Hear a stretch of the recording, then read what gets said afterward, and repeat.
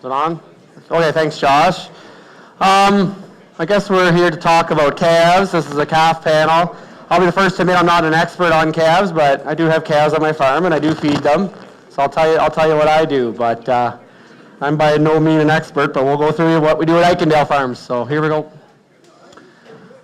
The farm's not that far from here. It's about 8 kilometers west of Walkerton, past that Huron Tractor John Deere dealership on Bruce Road 3. I graduated from the University of Guelph. I was the last diploma class in Guelph, the last dipper in 2004.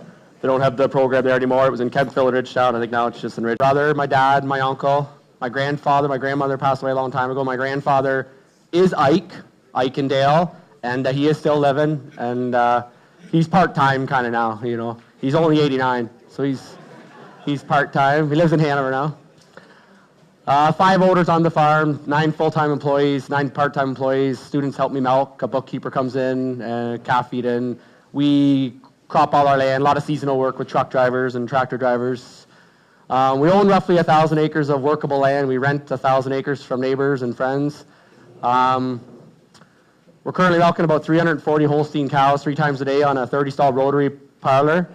We calve out about 40 animals a month, around 480 annually. The calf barn, which we're here to talk about, is one of the latest investments that we just did in the barn. That milking barn we built in 2005, so it's a few years ago. The calf barn we just built in 2015. It's a positive air pressure barn. It has 2 air tubes. I think I have a picture after this. Pushing fresh air in the barn, 5 exhaust chimneys, exhaust and stale air outside. We used to feed with calf hutches outside, and then my mom feeds the calves, and she doesn't like feeding outdoors in the winter anymore, so we built a shed for her, but that still wasn't good enough. It's still too cold, so we built a barn. So I had to either hire a full-time calf feeder or just keep my mom happy, so we built the barn in 2015, and we're hoping to get some benefits with it too. But we have 6 groups of 10 calves bedded with sawdust and straw. I use straw come about October. I switch over when it gets cold until about April, May. And I use sawdust in the summer months. I find it better with flies and bacteria and things like that. I have 20 individual pens to house the calves for when they're born, 7 to 10 days. And I'll use sawdust and straw with that too, based on the season. So that is a shot of the individual pens in the barn, and they have a fresh air tube right here to give them fresh air also. You see those pens everywhere. They're individual. They can't suck each other. So they'll get their dam milk there, and I have a blanket on them, and they'll stay there for about 5-7 days, whenever they're healthy enough that I think they can go to a group of 10 on a robot. I have 2 sides of them, so that's the other group.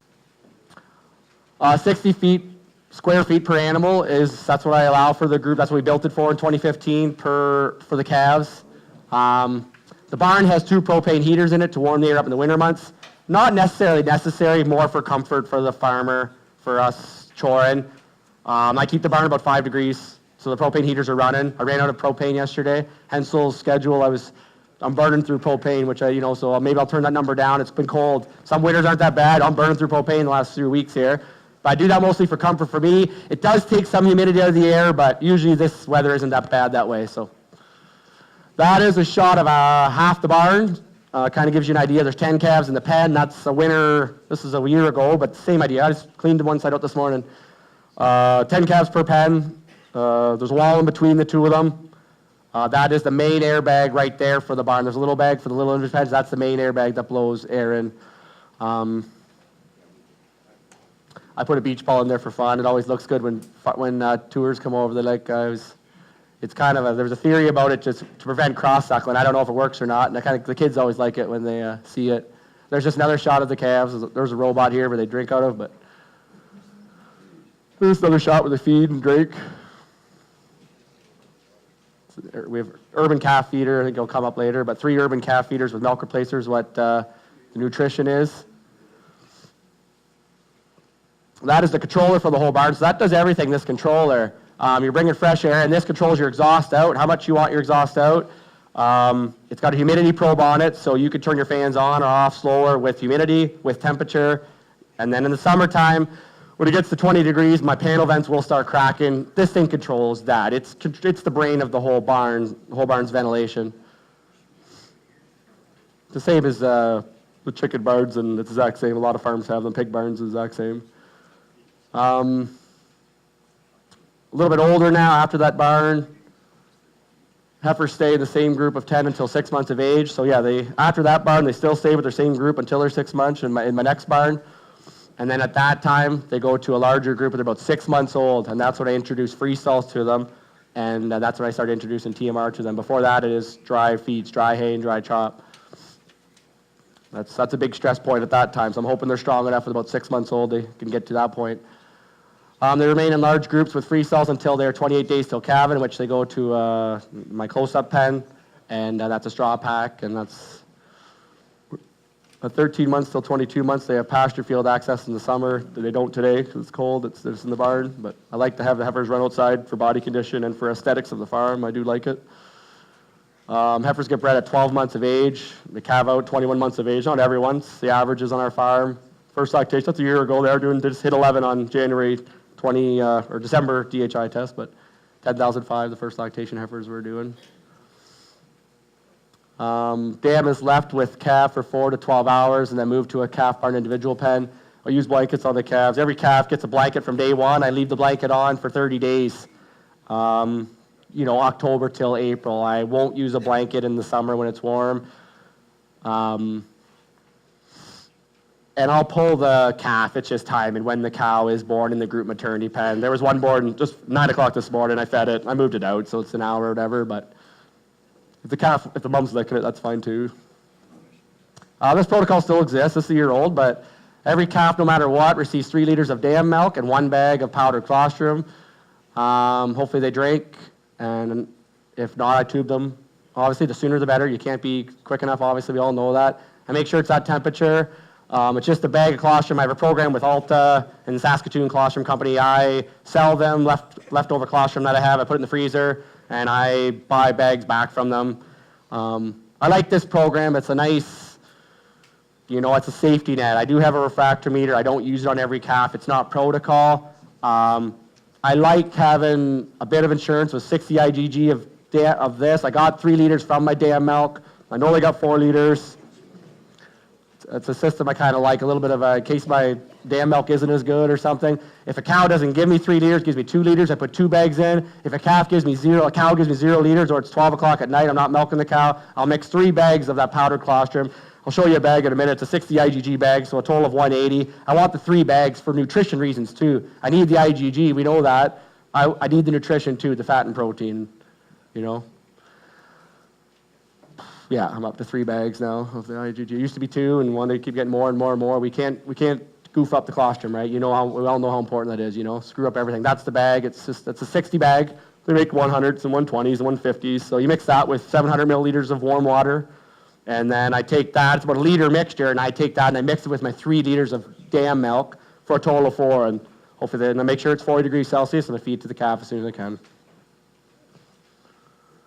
Calf navel gets sprayed, iodine. I do give a shot of Distil. Distil, I think, in milk replacer too now, but we give Distil to the calf.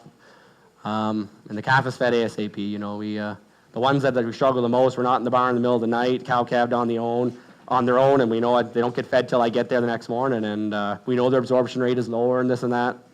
We all have this on our farms. I don't have anything to do better than what we do, but we try our best. We do the best we can. Calves born from unless if I do calve the cow in the middle of the night or something, I will. If it's a heifer, either sex, I should feed the calf colostrum right away. The heifer's getting fed right away for sure, for darn sure. The bull. I was feeding that. I've been on 3 different milk replacers the last 2 years. They like changing them. They make you feel good sometimes when something's not going right. Can't be me, right? I don't want it to be the management of the farm. So last summer, not this summer, summer before, we did a trial with Bioforce. It's an acidified milk. I don't prefer any milk replacer. I'm not here to say Grand Valley or Mapleview or Grober. I think they're all good. They're all good companies. They'll do a lot of research and stuff. Right now I'm feeding Grober Excel Pro Grow 2618. I fed the acidified milk replacer for a while. I've been on Mapleview for a long time. Usually it is an issue on my farm when something isn't going right. It's usually not this, but it makes you feel good, Usually we get to the bottom of it with my vet, and it's like, okay, we goofed something else up on the farm, but whatever.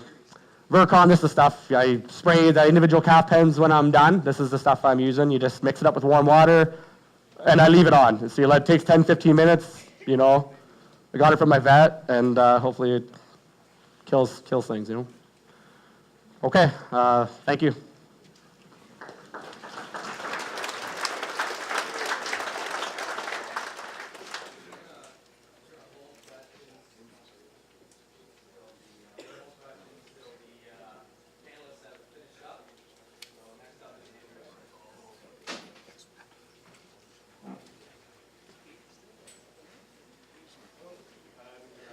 Frankland. I farm with my parents, Stephen and Dorothy, near Dundalk.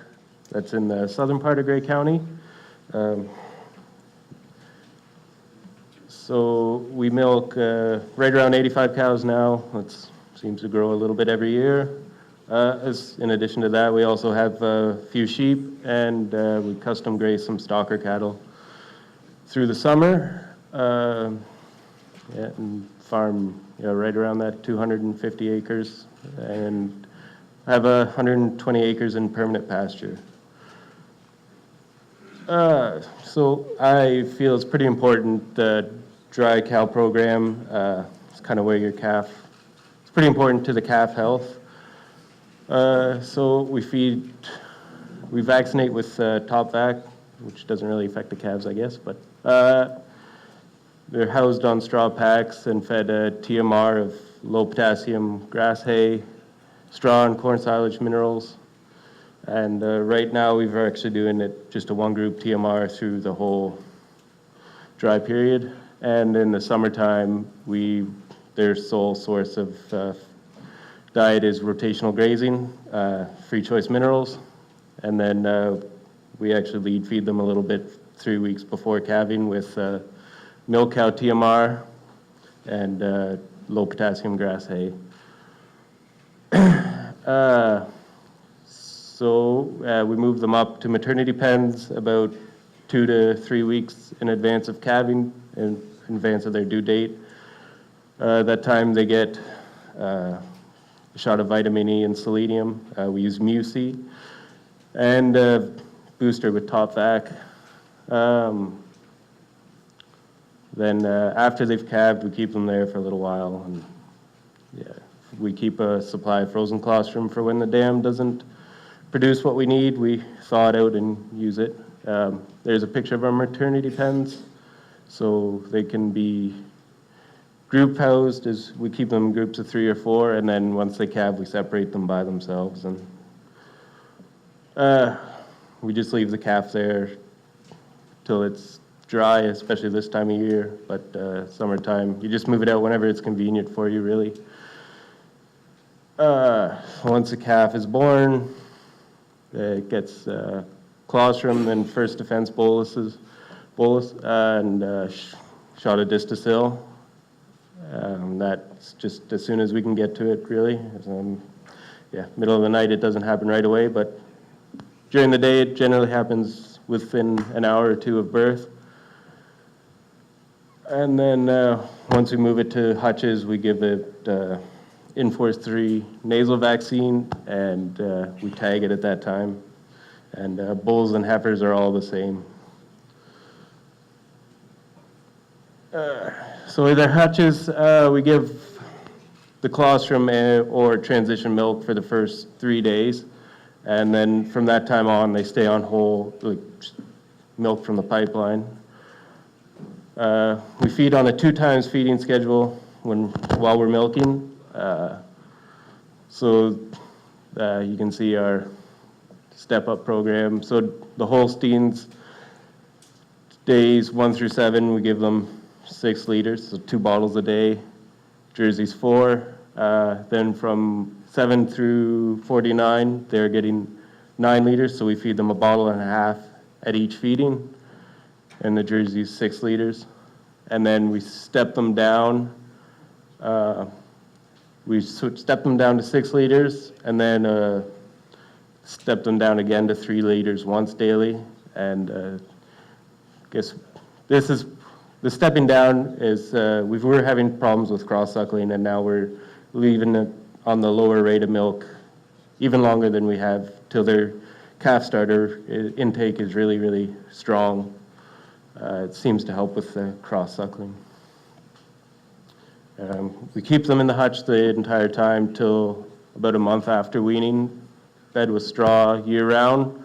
If we need to, we'll move a calf to a clean hutch if the pack builds up too much and there's no room for it. Yeah, receive free choice, calf starter and water the entire time. I think this time of year it probably stays thawed of 20 minutes or something, but they get water. And we also offer them hay. Dehorning, that'll happen anywhere from weeks 1 through 6. Just when you have a nice group of calves and you have the time to do it, we go at it. They just receive local anesthetic in the temple, and we dehorn them, nothing more than that. And once calves leaves the hutches, we pressure wash and try to kind of just leave the hutch empty. We rotate, we have a few extra hutches, we just rotate them through, kind of trying to give it a disease break. One other thing I should say is we ended up probably a year and a half ago now, real scour problem. Turned out to be cryptosporidium. So another thing we do is they get a drench called Halocure for the first week. You drench it every morning after feeding milk. You drench the calves for the first week, and that's really helped us. There's a picture of our hutches lined up there. Nice winter's day. Yeah, bedding them up is not very much fun, but you just grab a bucket of straw and throw it in there, and they tend to stay pretty healthy, lots of fresh air. So after that, we move them into our heifer barn. They'll be in that heifer barn, same barn, straight from 3 months to when they calve. So we start them on free choice hay and calf starter. Then after the first month, we switch to a grower ration, I guess, just homegrown grain and mixed with a pellet and still hay. So once they're about 8 months, it's younger now, I guess probably 6 months or so, we switch to TMR of corn silage, haylage, mineral, whatever, just balanced to meet their needs. And they're housed on straw packs till about 8 months old. Then we move them into free stalls from 8 months till they're confirmed pregnant or they outgrow the stalls. So usually they're in the free stalls for a couple months after being checked pregnant. Vaccination for the heifers is Bow Shield Go with Lepto at 4 months, and that helps with pneumonia as well as the other stuff. So then they receive their yearly booster pre-breeding. We start breeding at 13 months, and we just do it by age. And then calving works out around 23 months. So then they outgrow the free stalls. We move them back onto straw packs, receiving the same, basically same TMR. And in the summer, the bred heifers, dry cows, everything are all in the same group, rotationally grazing with free choice minerals, and that's their sole source of forage or feed. So we have to needle them 40 days pre-calving with the top vac program, and the same heifers get the vitamin E selenium, muci shot, 3 weeks pre-calving. So that's our heifer barn there. These are the youngest groups. Simple gates, scrape alley. They work their way down that barn. They work their way down. We have 30 free stalls here, so these are the pre-breeding and breeding pen. Then straight across the barn, back again to straw pack, rollover gates and the pen dividing gates to hold them back while we're scraping out. Fairly simple little heifer barn. There's growth charts a co-op student did for project, this is quite a few years ago, we were still feeding in bank barns and stuff. But by breeding age they're at, it's 130 centimeters, so about 51 inches. And the weight for Holstein heifers is right around 900 pounds, or just over 400 kilos. So hopefully it's a little bigger than that, but that's the last time we measured it. So here's Laura.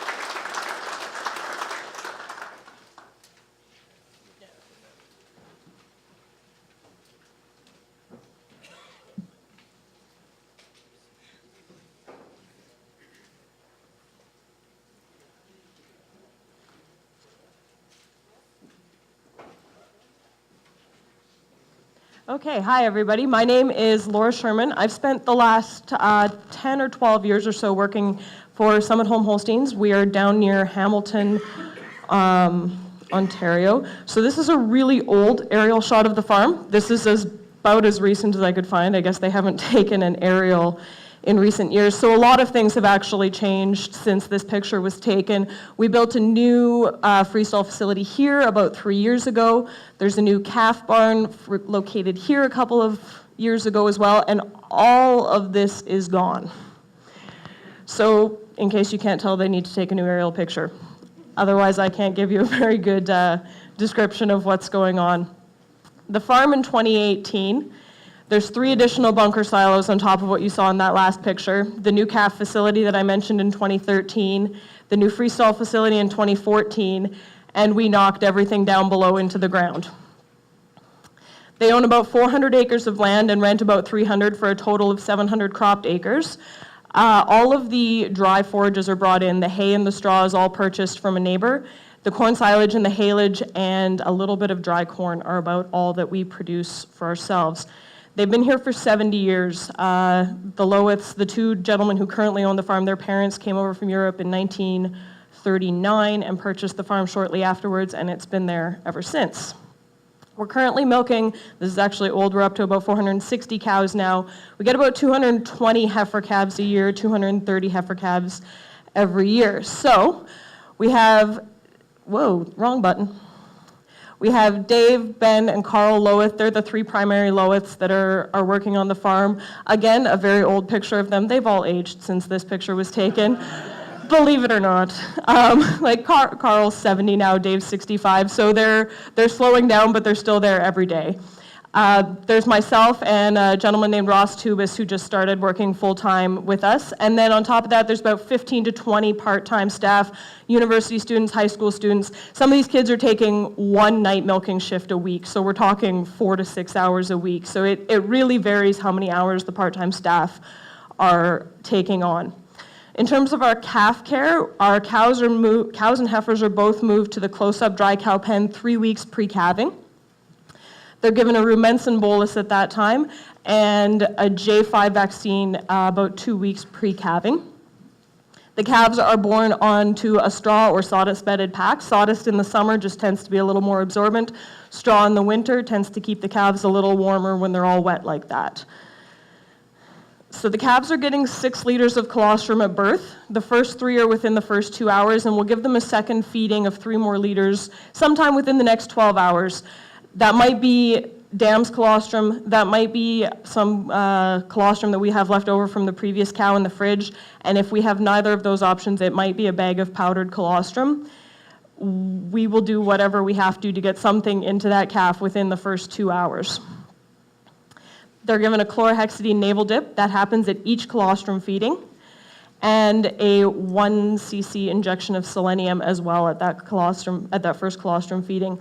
The dam is given an oral calcium bolus at calving, and she gets a second one 12 hours later, and we found that's really helped our milk fever incidence. Something that we changed in our calf protocols, this is probably going back 5 or 6 years now, is feeding that second milking from the cow to these calves for the first few days after they're born. So they get 4 liters of it, 2 liters at one feeding, 2 liters at the next feeding, and that happens whenever they'll take it. We never tube that transition milk to them. The reason we switched to this protocol was because, like Andrew mentioned, we also deal with a lot of cryptosporidia issues. We were using Hallicure as a product, and it's expensive and it's messy, and we weren't overly happy with it, so we switched to using the transition milk in the hopes that we would just provide the extra immunity, the extra growth hormones, the extra goodies that are all in that second milking from the cow, and hopefully stave off some of our scours issues. And it has really worked. I unfortunately don't have quantitative analysis of that, but I can say that our calves do appear to be healthier, and we have not had the cryptosporidia issues that we've had in the past. The calves are housed year-round in hutches for the first 8 weeks of their life until we wean them. Right now, we're up to anywhere between 55 and 65 calves in the hutches at any given time, which is a lot. You can see in those pictures they are fed off of these little black bowls all the time. Those are their water bowls and their milk bowls. We lift the hutches up in the or in the summertime to provide some extra airflow. You can actually see calves frequently sitting like that in the summertime. In the wintertime, again, kind of between October and April when it's chilly, all the calves are wearing coats for almost the entire time that they're in the hutches. A vet once told me that, yeah, their temperature point is 12 degrees Celsius, and anything below that, they're burning way too many calories. So once it gets to around 10 to 12 degrees Celsius, everybody's just going to wear coats for the entire time that they are in the hutches. We're on a step-down weaning program for these calves, so they're getting 10.5 liters of milk a day for the first 4 weeks of their life. It's a combination of milk replacer and whole milk, and the story as to why it's a combination is because it used to be straight milk replacer. And then we reached a point where we were crazy over quota, but Dave Lowith loves all his cows and refuses to sell them. So the solution was to start feeding them some of the extra milk out of the pipeline, except the little brats don't like the taste of plain milk out of the pipeline. They prefer it with a little bit of the milk replacer flavor to it, so that's why they are on a mix of milk and milk replacer. At 5 to 6 weeks, we'll drop them down to 7 liters a day, so we take out that lunchtime feeding for them. And then at 7 to 8 weeks, they're dropped down to just a morning feeding of 3.5 liters. The picture there is just a picture of the calf starter and the straw that they get. The straw is actually chopped a little finer now than it is when that picture was taken. The straw is just to help buffer their stomachs a little bit in case they're experiencing any acidosis from the calf starter. And also our logic was that they seem to eat the bedding anyways, so at least we provide them with a bucket of clean, dry bedding instead of what they are eating underneath them. At week 8, we have started to feed them what they get in the calf barn. When they move to the calf barn after weaning, they're getting a mixture of chopped straw and a pellet and a dry TMR. So we switch them over at week 8 or during week 8 to that feed. The idea behind that being that we're just trying to create one less stressor for them when they're weaned. It's a new barn, it's new calves, it's a new pen, but at least they understand the feed. They've seen that before.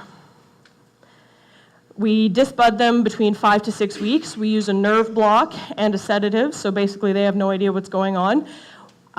We also give them a shot of Metacam at time of dehorning, just in an effort to take some of that pain away for the next few days, and we check for extraneous teats at that time. We give them an in-force intranasal vaccine 3 to 4 days before weaning. So they're weaned at 8 weeks of age. The last data I have says that we were getting about 880 grams a day of average daily gain. We haven't had a feed company or University of Guelph study in a while now, so I suspect it's actually higher than that. Qualitatively, I would say that our calves have evened out. We used to have, a bunch of really good calves with a few poor doers, and I feel like that's evened out in recent years, so I would suspect that the average daily gain of those calves would actually be higher now. The new facility that we built in 2014 houses calves 2 to 6 months following weaning. So there's 5 pens in here. The first 2 have about 10 calves each. The next 3 have between 15 and 20. And you can see there that they're feeding on a dry TMR there. It's mostly actually sawdust bedded. This picture was taken in the wintertime, so they do have some straw, but during the summer, just for its absorbent purposes, we will use sawdust to bed them. The positive pressure ventilation tubes were installed a year after we built them. We were dealing with poor ventilation with calves with pneumonia. That is also the reason we actually started using Enforce 3 to 4 days before weaning, was just in an effort to deal with these pneumonia issues that we were having in this barn. That's about all I have. I didn't really go into specifics of after the 2 to 6 month bracket. They go into the freestalls, they eat a TMR, nothing overly exciting happens to them. So.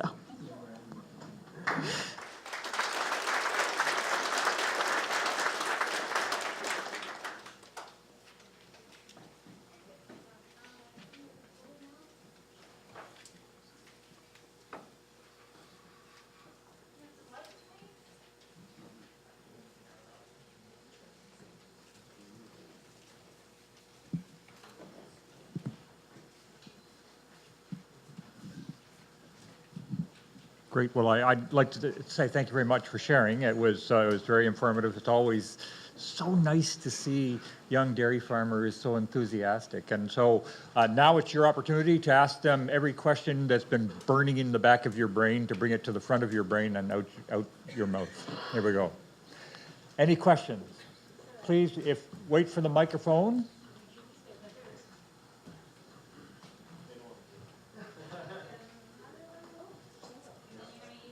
Yeah, I'll use this one. Do you need another one? Sure. Okay. Questions at the back? I got one here, hang Oh. on. So I guess this is more for Andrew, or anyone up there. Ever consider putting a roof over top of your huts for convenience? Or I guess Laura too. No, we've never really considered that. Probably just too cheap, I guess. Hutches are great for the calves, but they're not so great for people. And since we do it all ourselves, we can live with the struggle. I would love a roof over those calves, but at the same time, I'm also aware that they're doing pretty well right now, and I don't want to mess with a good thing. And again, it's like Andrew said, I'm the one who's out there bedding up 60 hutches with a fork and a skid steer. I'm the one who's out there teaching newborns how to use a bowl when it's -20 and blowing, which is not as bad as -20 and blowing up here. You guys have it way worse. So I can say, well, no, we're not going to put a roof over them. We're going to suck it up and do it this way because I'm actually the one doing it. Question back here? Would you guys, this is mostly for Andrew and Laura, would you guys consider building a standalone calf barn for your newborn calves that are in the hutches right now? No. Why is that? I didn't hear you. Why is that? I still love them. I still love the calves that we get out of them. We don't deal with pneumonia issues, and I have been in a lot of poorly ventilated calf barns. I find that a real struggle in a calf barn setup. As I mentioned, we're getting pneumonia in the 2 to 6 month olds. So I'm aware that they are a lot of work, but I love the calves that I get out of them. And yeah, I am not sure I can see a financial benefit to a calf barn. I would consider it, but it's not something we're doing right now.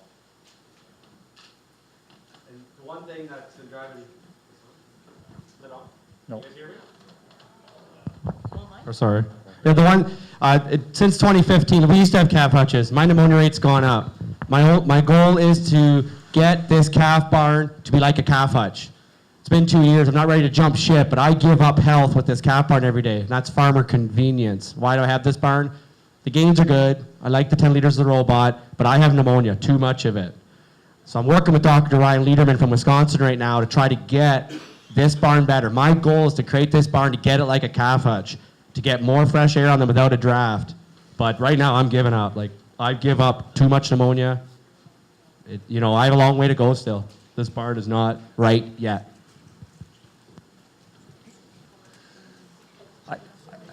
Laura, sorry. No, go for it. You mentioned you had a little milk replacer to the milk to get the calves to drink milk. Just how much? Just like a sprinkle of powder, or are you doing it for a little more fat to the milk too, or just? We're honestly primarily doing it for the flavor purposes. upped the intake or the volume on the calves when we first started feeding whole milk because we were noticing that the calves seemed to be hungrier. About 2 years ago, we were actually on a 9 liter a day protocol, and we upped it by half a liter each feeding because the calves still seemed hungry on whole milk. It's really just for the flavoring of it. As we've gotten more incentive days and more quota increases, and it's been more important to keep that milk in the tank, we've started adding more and more milk replacer to that final solution, and there's a pretty good chance we'll just go back to straight milk replacer if we are continually unable to meet with these incentive days and whatnot.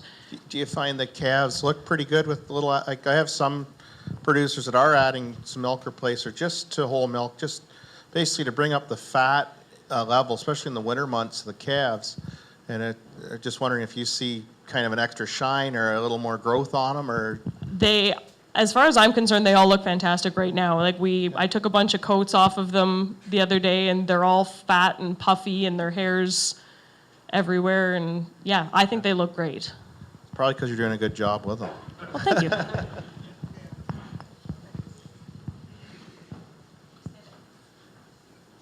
Yeah, Tyler, I'd like to thank you for your honesty. I'll wait till you got that barn right figured out, and then I'll build one myself. You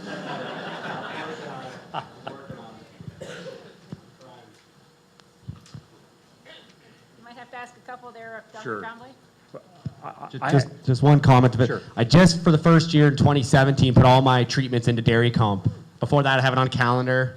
The calendars I got to try to get, but I'm going to have a number on what % of my calves I do treat. I consider our farms aggressive treaters. I like New Floor. I like Medicam. Sometimes if they're 103 and they're not breathing that hard, I'll just give them Medicam, and I'll try that. But I got to just put it all together. I will have numbers. If I had to guess, I don't know. I hate guessing on things. 30, 40% I could be treating my heifer calves. One shot of something from weaning off at 56 days would be my guess, but until you get those numbers, I don't know. But I will next year. I finally started getting them in dairy comp. My vet's been on me for a few years. I have a question I asked every dairy farmer. And so we'll restrict it to what you're doing with your replacements. If there's one thing that you would like to see change, what would that be?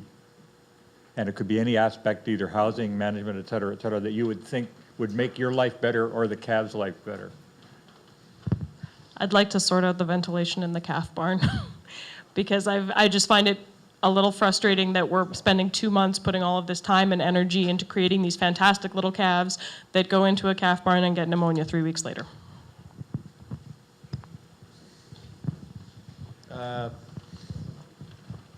For me, it would be calf scours, because we've struggled with it quite regularly, and it's very frustrating. And I've touched upon it too. My goal is to try to create a barn as good as a calf hutch for the environment for a calf.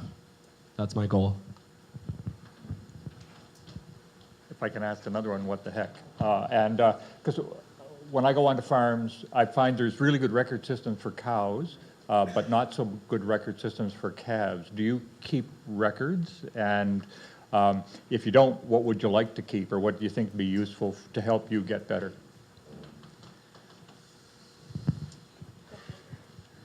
No, we keep very poor records for our calves and heifers. Probably something we should get better at, and yeah, if we could force ourselves to do it as well as we do for the cows, I'm sure our vet would appreciate it when we're trying to troubleshoot problems. So. We also keep very poor records of calf health. Most of them are here, which is extremely unuseful if you're anyone who's not me. Again, it would be extremely useful, I think, in terms of culling earlier on in life. I was talking to somebody earlier, like Dr. Tremblay was talking about pneumonia in calves, and if I've ever seen an example of how badly pneumonia affects these calves when they're young, we've got a set of twins in the barn. They're 6 or 7 years old now, but the one had pneumonia as a calf and the other one didn't. And there's probably a 4,000 kilo difference in milk production every year between the two of them. And it's just a little sad to think of what that other twin could have been. So, you know, in order to create culling strategies, it probably would be more useful for us to have those records kept in a better spot that we can make them more useful. Yeah, I agree with Laura 100%. I just started entering information in January 1st, 2017, and I would like to do, you hear the studies from doctors, vets, Wisconsin, Guelph, all these people, how much kilos, how many liters you give up when the calves do get pneumonia, when heifers get sick.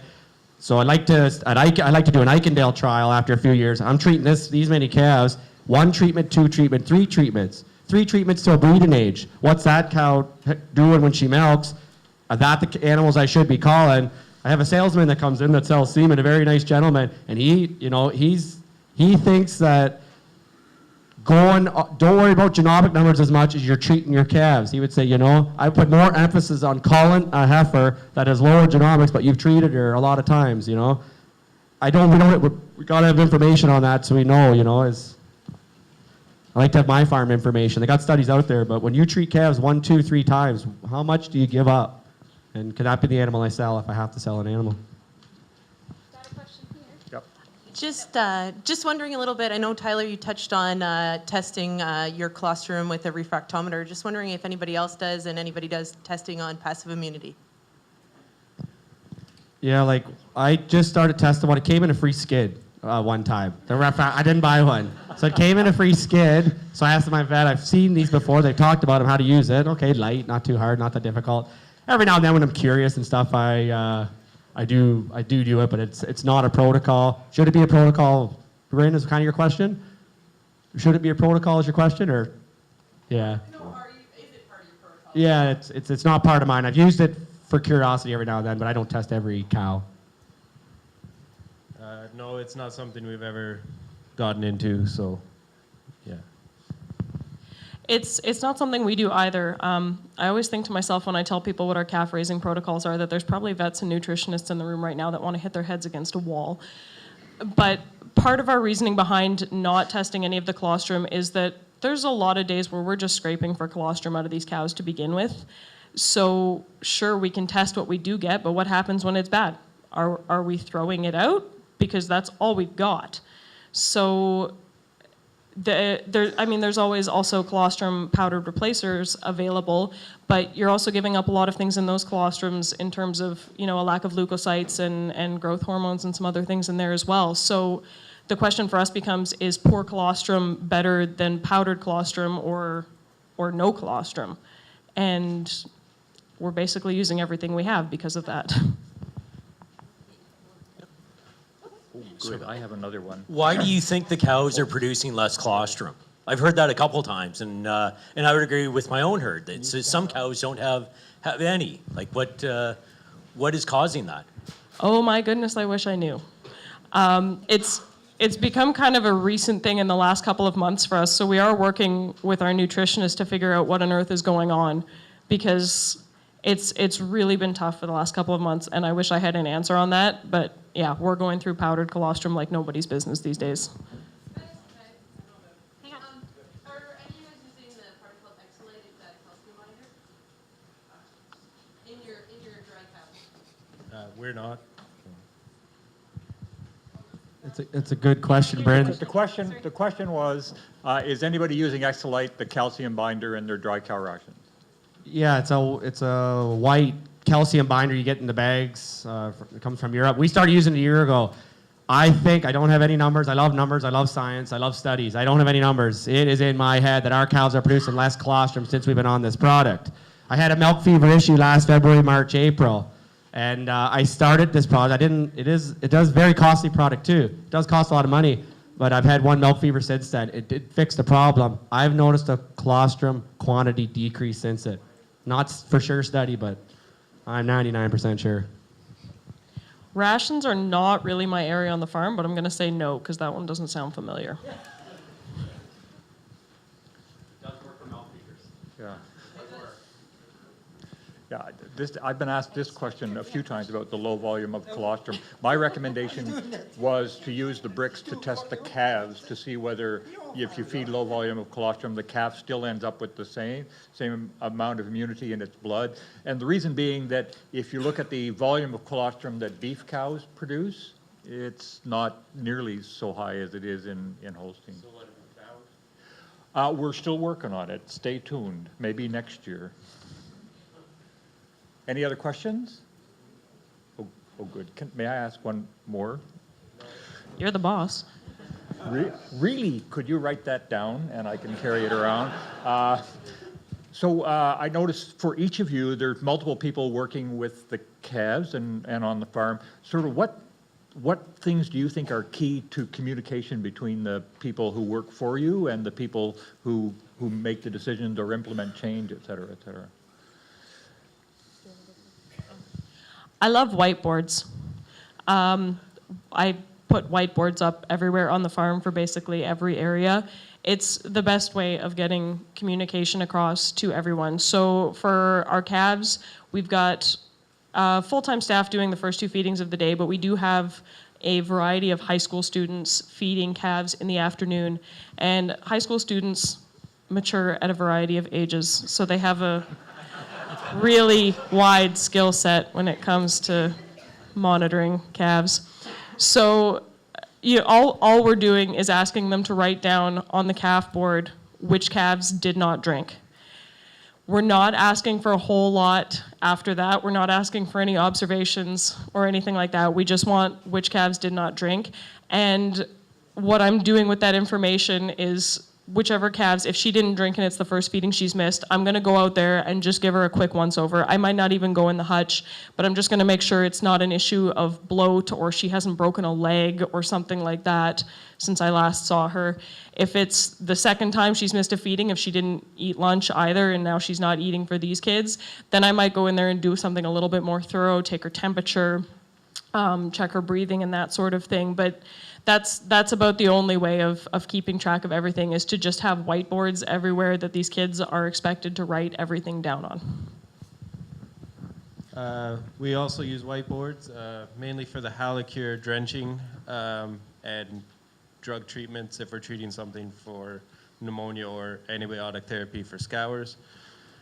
But other than that, transitioning, we use tags on hutches, the color-coded tags. And still a lot of communication is just word of mouth, so. Yeah, I like having the protocols like laminated or on a big something somewhere. So this is the protocol, like, this is how you mix up the milk replace, that's how you do it.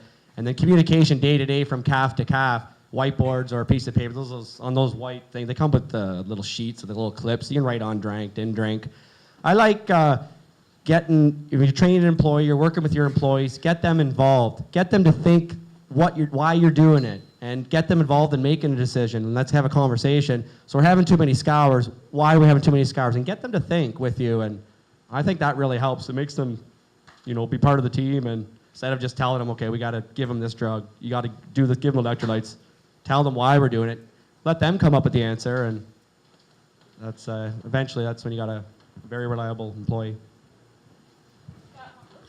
I was just gonna say, we probably don't do a good enough job of that. I will admit to that, because something that kind of brought that to my attention was, I mentioned earlier that we do struggle with some cryptosporidium in the calves, and it came to my attention about a year ago. I think we had 2 calf feeders end up in the hospital with that. And I think it's just because we never really emphasized to them that these calves are sick, and you can get it, and you can give it to other calves, and maybe you should be careful. You should wash your hands. You should use gloves between calves. And I don't think we did a good enough job of really engaging them in that calf feeding. So it definitely is probably an area that we could work on. Yeah, on that topic, kind of just, if you an automated feeder, obviously we know how the milk's getting there, but what do you use to get the milk out to the hutches and that? And do you do it in separate batches, or is it one batch you take out at milking time? And just if you could touch a little on the hygiene end, like what are you using to wash up pails and bottles and things like that? Like, we're obviously milking robots after 5 to 7 days, so that's, you have to monitor the robot, fix the robot, maintenance the robot. That's the most important thing, and test the robot, make sure it is, measure the milk replacer coming out of the robot. But it is consistent. That's one of the things I do like about it when it is doing it. That I do have an industrial dishwasher. The Chepstow Lions Club was throwing their dishwasher out a few years ago. It needed a bit of parts, so I put an acid rinse through it every day, twice a day. When I wash all my bottles, the nipples go in there, and then once a week I'll do a chlorine wash with all the bottles. That's what I do after rinsing them out. I kind of learned today you're supposed to rinse them out perfectly first before they go in the dishwasher. I forget if we're doing that. I'm not sure if we're doing that, but the milk is the robot. As far as getting the milk to the hutches, I had built for me. It's made out of white puckboard plastic, goes on a wheelbarrow frame, fits 20 3-liter calf bottles.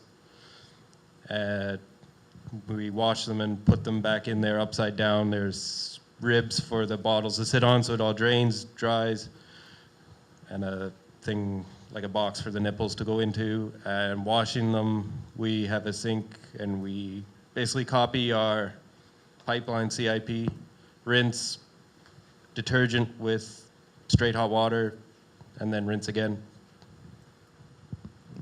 We have a milk taxi. It's a German contraption that actually we put the milk replacer and the water into it. It mixes it for us. It's got a temperature reader on it. It also has a volume dispenser, so you can set 5 different volumes. So when we're giving the calves water after their milk feeding, the little ones we don't always give as much to because half of them aren't drinking it anyways. So you can have a smaller setting for that. And then you've got the 3.5 liters for the milk setting. Sorry, what was the rest of the question? Now I forget. Your wash-up procedure. Right, wash-up procedures. Our hygiene, again, is probably one of those things that makes vets and nutritionists want to hit their head on a wall. We're washing the bottles out with soap and water and a warm brush. The calf bowls are not being washed between feedings. They're just getting water put into them straight afterwards. To be honest, I'm not even sure we're washing them between calves. We're not washing out the hutches between calves either, which I know shocks and baffles some people. But from where I'm standing, I could put 2 hours a week into pressure washing these calf hutches out to gain what? I have a 0% mortality rate on the last 16 months. I have about a 15 to 20% morbidity rate if I do that in my head. Again, our records are not great. So am I going to invest 2 hours a day or a week into washing stuff to gain nothing? When it works on your farm, you know, that's how you go with it, right? Any other questions? May I ask one more, or are you going to shoot me? You are still the boss. Yeah. How do you, do you have a system in place to make sure that calves don't fall through the cracks in not getting the routine things they should be getting? So, you know, there's vaccination, there's helicurity, et cetera, et cetera. How do you have a system in place that does that, or are you just pretty confident that what you're doing works? I wouldn't. Some things we have in dairy comps. So, for example, the in-force vaccine that we're giving them 3 to 4 days before they're weaned, we do have that set to come up in dairy comp. We can call up a list of calves between 30 and 60 days of age who have not received a vaccine yet. The whiteboards also come in handy for that. The transition milk that I was mentioning, that we give them 2 liters twice in the 2nd or 3rd day of life, we have that written on a whiteboard, so it just says the calf's number, and there's 2 circles beside it. She drinks the first transition milk, you cross it off. She drinks the second transition milk, you cross it off, and you know she's done. That's about all we have, I guess, in terms of keeping calves from falling through the cracks. The biggest problem just becomes when calf feeders and full-time staff aren't communicating about which calves are and are not drinking every day. And suddenly you realize a calf hasn't eaten anything all day and no one said anything. And you know, in a minus 20 day with a 60 or 70 kilogram or pound calf, that takes a really big toll really quickly. For us, I guess making sure every calf gets what it's supposed to, just keeping things from falling through the cracks, it would be having to write things down for Scott. So yeah, you got to keep track of all your meat withdrawals and whatnot. So you have a numerical list of all the calves, and you just pretty quick to see if you've missed something. So. Yeah, the vaccines are on a schedule, so that's 10 days we do an in-force shot, and at 56 days we do an in-force shot, and that's just a dairy comp. It's on, and we have a piece of paper. It's written on the calendar when they're born, so you just do it that day. We'll do it 1 a day or whatever it is, or 3 a day born, 3 a day, 10 days later. Once they're on the robot, it's a little easier to manage them based on intakes. When intakes drop, there's always something wrong, like a cow that doesn't milk right. If you have milk weights at home, when the cow is not milking her normal milk weight, usually something's wrong. So when they're 10 days old and on the robot and there's an intake issue, there's something wrong. And if there's a whole bunch of them, there's something wrong with your robot. But there's one, there'll be an ammonia issue or a scours issue, so you got to look at that calf, like check your robot. The hardest part is 0 to 7 days, 0 to 10 days. That's the hardest part in ever. So I have a girl that just started with me in the fall. She's doing a dairy apprenticeship program, and she was at school. She goes to school for the first week of every month, and she just came back with the idea of, instead of switching right from cow milk, colostrum and cow milk, the cow goes to the bulk tank, and we go right to milk replacer. She said, let's go half and half. So we've communicated with that. Let's do that. So now we go, colostrum. The cow's usually gone if everything's healthy. In 5 milkings, she's gone to the other barn. So we'll just take milk from another cow. It won't be a mastitis cow we're treating. If another fresh cow that have, if we have extra milk, and we'll mix it 50-50 with milk replacer till that calf goes to the milk. So it's kind of a 3-step process. Colostrum, 50-50 milk replacer, whole milk, and then finally 100% milk replacer on the robot. And we found that's helped a lot. So vaccines on a schedule, and then just communication. That 0 to 10 days, just communication. If they don't drink, make sure it's on the note, make sure it's on the whiteboard or on the note that this one didn't drink yesterday, because 0 to 10 days is the window. If you can get past that, then more likely than not, they're rocking. Great. Well, I'd like to thank you very much for sharing so openly and graciously. So please join me in thanking you.